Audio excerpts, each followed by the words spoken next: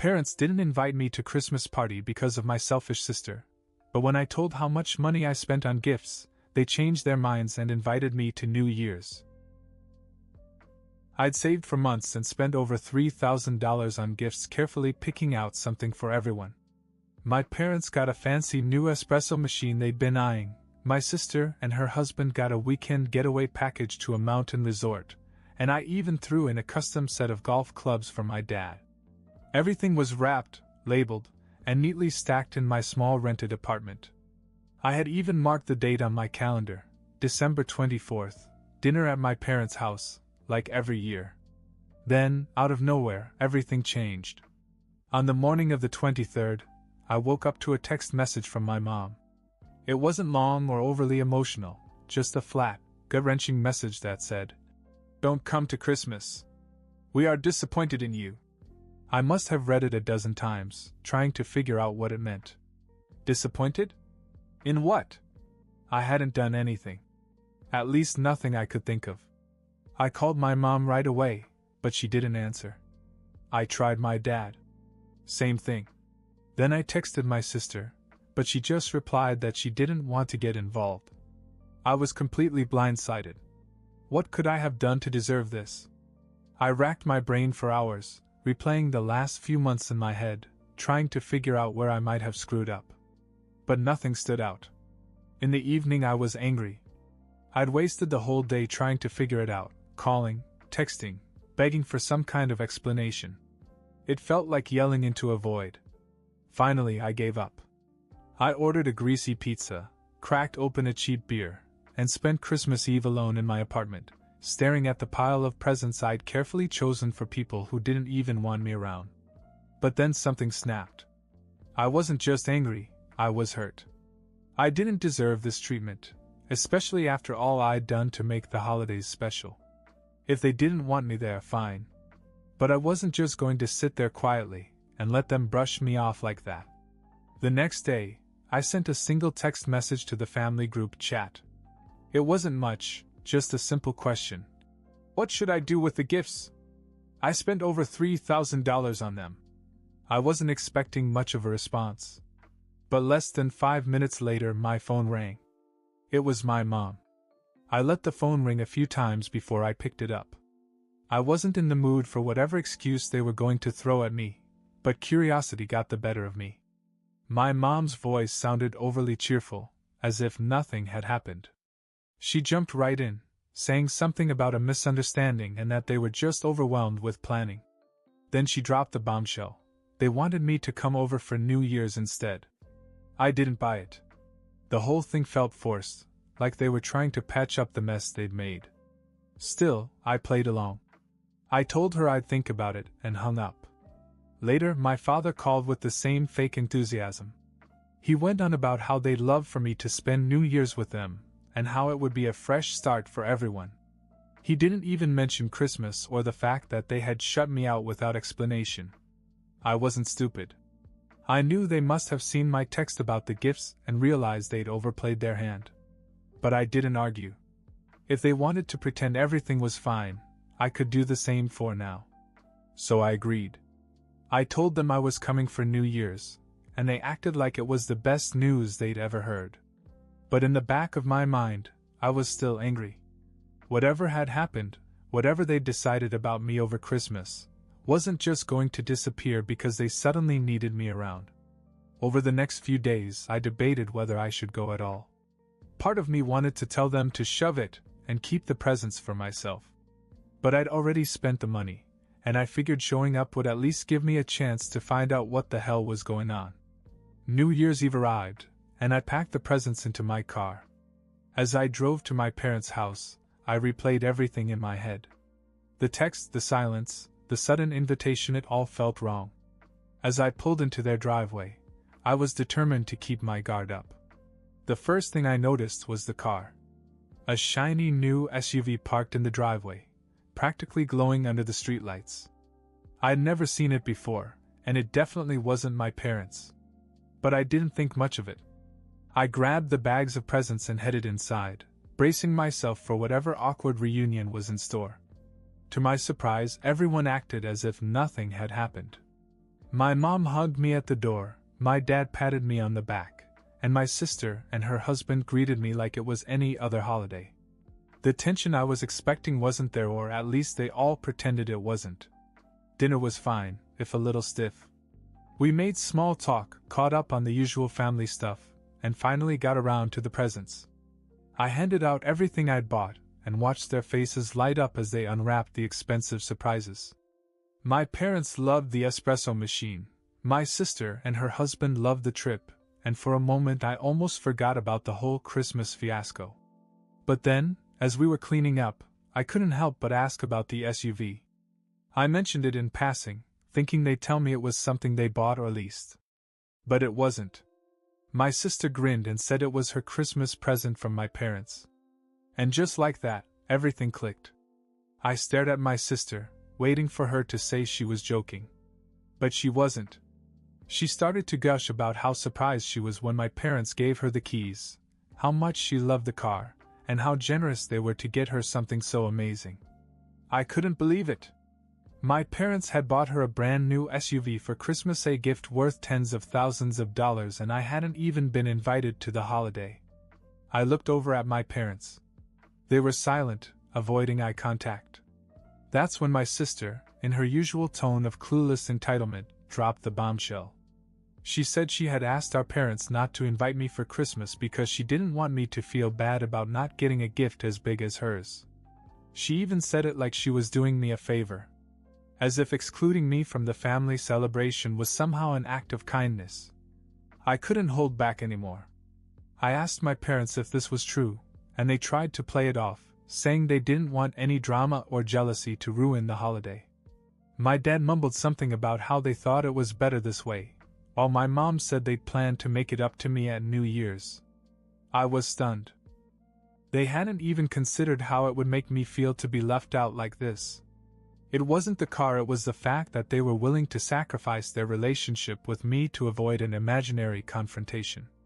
For a few minutes I just sat there and let it sink in. My sister was still talking, oblivious to the fact that every word that came out of her mouth made it worse. She went on and on about how she deserved the car because she'd had a rough year, and how she knew I'd understand. Understand? I couldn't believe what I was hearing. I told them all exactly how I felt. How angry I was that they had treated me like an afterthought. How hurt I was that they hadn't even bothered to explain themselves until I brought up the money I had spent. I reminded them of everything I'd done to make the holidays special, year after year, and how this was the thanks I got. My parents began to stammer out apologies, but it was too late. The damage was done. My sister rolled her eyes like I was being overly dramatic and said something about letting it go. That was the last straw. I got up, grabbed my jacket, and headed for the door. But as I passed the kitchen, I noticed a heavy decorative rock that my mother kept on the counter. Without thinking, I picked it up, went outside, and threw it straight at the windshield of my sister's new car. The glass shattered with a loud crack, and for a moment everything was quiet. Then I heard screaming behind me, my parents, my sister, all of them screaming my name. I didn't wait. I got in my car and drove away, leaving them standing in the driveway. It wasn't my proudest moment, but I couldn't bring myself to care. They treated me like garbage, and for once I wanted them to feel a fraction of what I'd felt. So I spent my New Year's Eve alone in my apartment again, but this time I wasn't sad. I was angry, yes, but also relieved. For once, I'd stood up for myself, and it felt strangely good. The next morning my phone exploded with calls and messages. My parents, my sister, even her husband, they all wanted to talk. I ignored most of them, letting the voicemails pile up while I scrolled aimlessly through social media, trying to decompress from the chaos. Finally, I gave in and listened to one of the messages from my dad. He sounded angry, saying that I'd crossed the line and that I needed to come back and pay for the damage immediately. My mom's messages were a mix of guilt and pleading, saying I'd ruined the holiday, and demanding that I make things right. I wasn't surprised by her reaction, but it was my sister's message that really pushed me over the edge. She was furious, calling me selfish and childish and accusing me of trying to ruin her happiness out of jealousy. She even threatened to call the police if I didn't come back and fix the car. It was ironic, really. The same family that had cut me out of Christmas to avoid upsetting me was now falling apart over a broken windshield. I wasn't going to back down, though. I sent a single reply to the family's group chat, telling them that I would pay for the windshield, but that I wasn't going to apologize. I made it clear that I was done being treated like a second-class family member, and if they wanted to cut ties over it, that was their choice. The next few days were quiet. I wired the money to cover the cost of the windshield repair, sent them the receipt, and heard nothing back. It was strange, almost eerie, not having them bombard me with calls and texts. But I figured they were either too mad to respond or trying to figure out how to handle the situation. Then, out of nowhere, my sister's husband called me. I almost didn't answer, but curiosity got the better of me. To my surprise, he wasn't angry. In fact, he sounded almost apologetic. He admitted that he thought the whole Christmas situation was messed up, but he didn't want to cause a conflict with my sister or my parents. He said he tried to convince them to invite me, but they wouldn't budge. When he saw what happened on New Year's Eve, he realized how unfair the whole thing had been. It was the first time anyone in the family had admitted how wrong they had been. We talked for a while and he told me that he didn't blame me for what I had done, even though it was extreme. He said he understood why I was angry, and in a way he respected me for standing up for myself. It was a strange conversation, but it felt good to have someone on my side for once. After that, things started to change. My parents and sister were still frosty, but the tension wasn't as intense. They weren't trying to force an apology out of me, and I wasn't pushing them to admit they were wrong. It was like an unspoken truce, fragile but better than open hostility. Still, I couldn't shake the feeling that things would never be the same. And frankly, I wasn't sure I wanted them to. About a week later, I got an email from someone I didn't expect: my mom's sister, Aunt Karen. She wasn't someone I kept in close contact with, but we got along well when we saw each other at family gatherings. Her email started out casually, but it quickly became clear that she wasn't just writing to say hello. She said she'd heard about what happened over the holidays, and wanted me to know I wasn't crazy for being upset. Apparently, she'd been in a similar situation with my mom when they were younger, where my grandparents played favorites, and she was always the one left out. What really shocked me was what she told me next.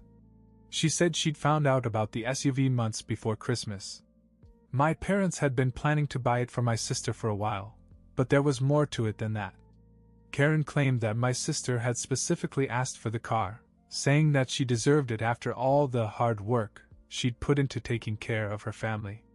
But Karen insinuated that this hard work was just my sister guilting my parents and complaining about her so-called struggles, even though her husband was making a lot of money. She also mentioned something that made my blood boil. My sister had apparently said, "I don't want to deal with my name making a scene when he realizes he's not getting anything this big." That was it. That's why they excluded me from Christmas. Not to spare my feelings, but because my sister had manipulated them into thinking I'd ruin their holiday. Aunt Karen said she didn't think it was right and wanted me to know the whole story. She also told me that if I ever needed someone to talk to, I could come to her. The email hit me like a ton of bricks. I wasn't sure how to feel. On the one hand, I was angry at my sister for how self-centered and manipulative she'd been.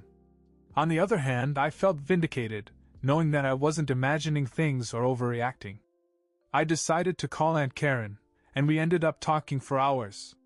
She told me more stories about the dynamic between her and my mother, how my mother always had a blind spot when it came to my sister, and how she'd warned my parents about playing favorites. By the end of the conversation, I realized something unexpected. I wasn't alone. There were cracks in the family dynamic that I hadn't seen before, and now that I was aware of them, I couldn't ignore them. It didn't fix everything, but it gave me some clarity. I decided to stay away from my parents and my sister for a while. Not as punishment, but for my own sanity. If they wanted to make up, they'd have to meet me halfway. And Aunt Karen? Well, she turned out to be an unexpected ally. She even invited me over for dinner the next weekend, saying it was about time someone in the family treated me like I mattered. It wasn't the ending I had in mind for the holidays, but in a strange way, it felt like a new beginning. After the chaos of New Year's, I decided to stop chasing a relationship with my parents and sister. They made it painfully clear where I stood in their priorities, and frankly, I was tired. Tired of being the one who tried, the one who gave more than I got. Over the next few weeks, I kept my distance. The family group chat was eerily quiet, and I didn't hear much from them unless, of course, they needed something. My mom texted me to ask if I could help her with her laptop problems, and my sister wanted advice on changing her car insurance.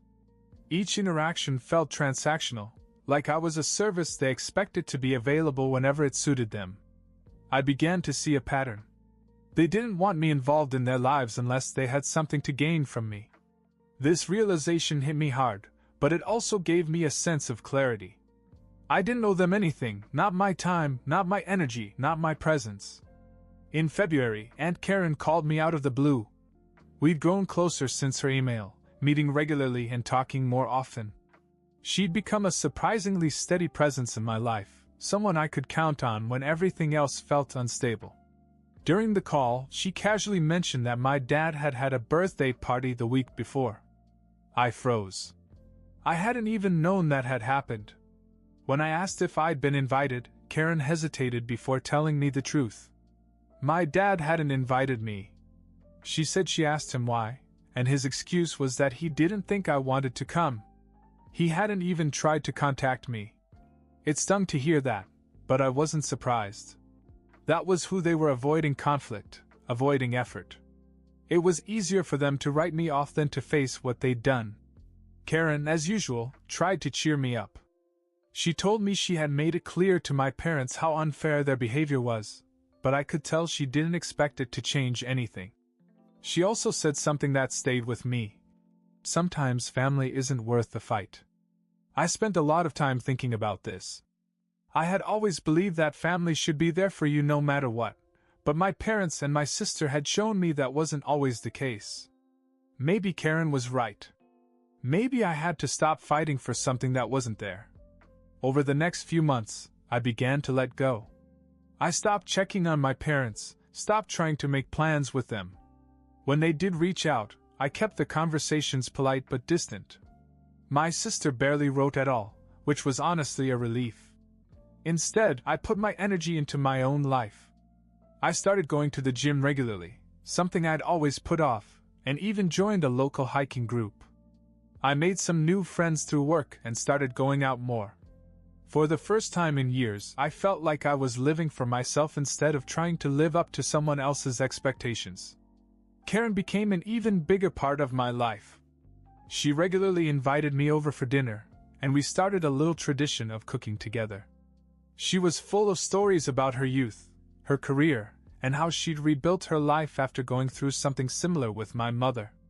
One night, after a long conversation over wine, Karen said something that really hit home. "You know, you're worth so much more than how they treated you. Don't let them make you feel small." It was such a simple thing to say, but it stayed with me. By spring, I'd fully embraced the idea of moving forward. I even started looking into buying my own place, something I'd always dreamed of, but never seriously pursued. Karen offered to help me with the process, and it felt good to have someone in my corner.